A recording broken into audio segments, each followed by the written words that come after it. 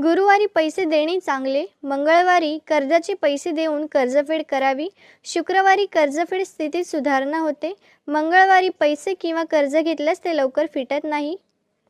श्री स्वामी समर्थ हा जप घरातल्या सर्वांनी किमान 108 वेळा म्हणावा.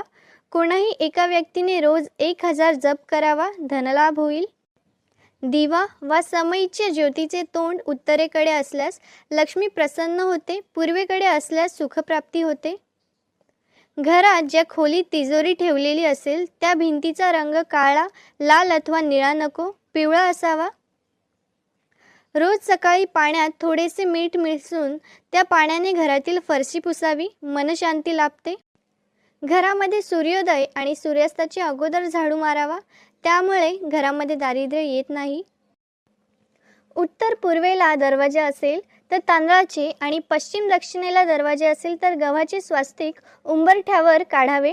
त्यावर मधोमध सुपारी व 4 बिंदूंवर रुपया, हळकुंड, खारीक व बदाम असे क्रमाने ठेवावे. विड्याच्या पानावर अक्षता सुपारी ठेवून ते पान उंबरठ्यावर ठेवा. किमान सणासुदी व वाढदिवसा वगैरे तरी हे करावे. कुलदैवताचे वर्षातून एकदा दर्शन, अभिषेक व पूजा टाळाटाळ न करता करावी. तुमच्याकडे पैशाचा ओघ सतत वाहत राहील.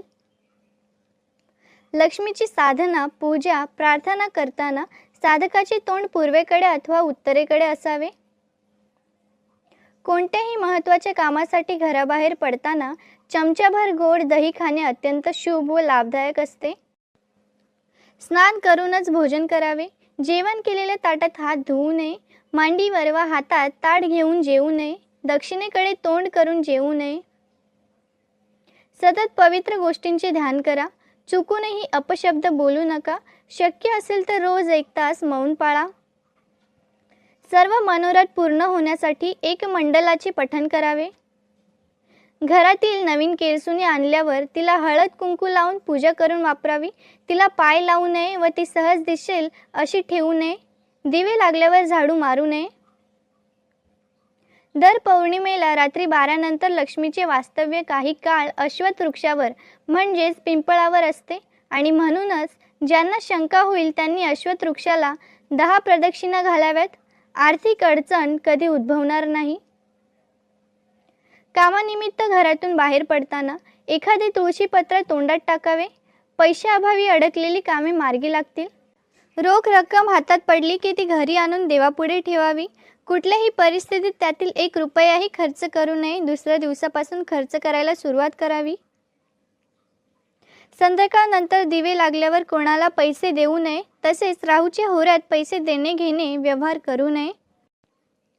जी व्यक्ती दररोज सूर्यनारायणाला किंवा गणपतीला नमस्कार करते तिला आयुष्य, आरोग्य, ऐश्वर्य व तेजाची प्राप्ती होते. रोज सकाळी पूजा झाल्यावर घरात शंख न विसरता फुंकावा.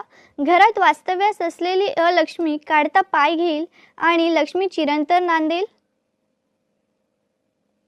जो मळकट कपडे घालतो, दात स्वच्छ घासत नाही, जास्त जेवतो, कठोर बोलतो आणि सूर्योदयी अथवा सूर्यास्त समय झोपतो, तो साक्षात विष्णू असला तरी लक्ष्मी त्याला सोडून निघून जाते. दर गुरुवारी तुळशीला थोडे दूध घातल्याने घरात लक्ष्मीचे कायमस्वरूपी वास्तव्य राहते. रोज रात्री पूजा केल्यानंतर किंवा लक्ष्मीपूजन केल्यानंतर घरामध्ये व्यावसायिक ठिकाणी शंख अथवा डमरू वाजवावे. त्यामुळे घरातील दारिद्र्य विनाकटकट निघून जाते. एक लांबलचक मोरपीस विकत आणून ते घराच्या दक्षिणेकडील भिंतीवर सेलोटेपने चिकटवून ठेवा. रोज सायंकाळी त्याला उदबत्ती ओवाळावी. हा तोडगा ज्यांचे येणे अडकून पडले आहे त्यांनी अवश्य करा. 3-4 महिन्यात येणे असलेली रक्कम हटकून परत मिळेल.